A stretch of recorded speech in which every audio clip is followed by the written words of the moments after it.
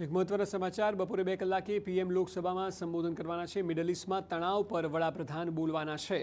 લોકસભામાં 2 વાગ્યાની આસપાસ એટલે કે 2 કલાક બાદ પીએમ મોદી સંબોધન કરશે અને આખાય તણાવ મુદ્દે તેઓ સંસદમાં પોતાની વાતને રાખશે। એ સિવાય સરકાર જે પગલાં લઈ રહી છે તેના વિશે પણ વાત કરશે, કારણ કે સતત મીટિંગોનો દોર ચાલુ છે અને મીટિંગો બાદ આજે 2 વાગે તેઓ સંબોધન કરવાના છે, જેમાં વર્તમાન ક્રાઇસિસ છે તેની વાત કરશે, વિશ્વના ધોરણે, એ સિવાય ભારતમાં તેની અસર અને ભારત સરકાર શું પગલાં લઈ રહી છે તેની પણ તેઓ વાત પોતાના સંબોધનમાં રાખે તેવી પૂરેપૂરી શક્યતા જોવા મળી રહી છે। બપોરે 2 વાગે એટલે કે 2 કલાક બાદ પીએમ પોતાનું સંબોધન કરશે।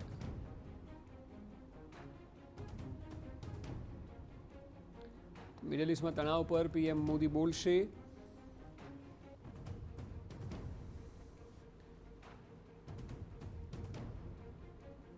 મિડલ ઈસ્ટમાં તણાવ વચ્ચે 2 વાગ્યાની આસપાસ તેઓ લોકસભામાં સંબોધન કરવાના છે।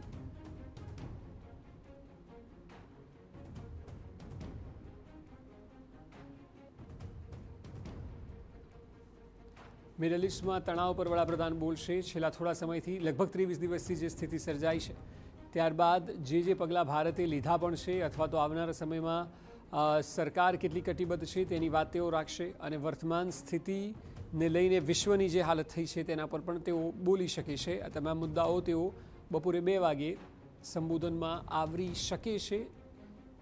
તેમના સંબોધન પર સૌ કોઈની નજર રહેશે, કારણ કે મિડલ ઈસ્ટમાં તણાવ બાદ પ્રથમવાર તેઓ લોકો સમક્ષ પોતાની વાત સંસદ થ્રુ રાખશે।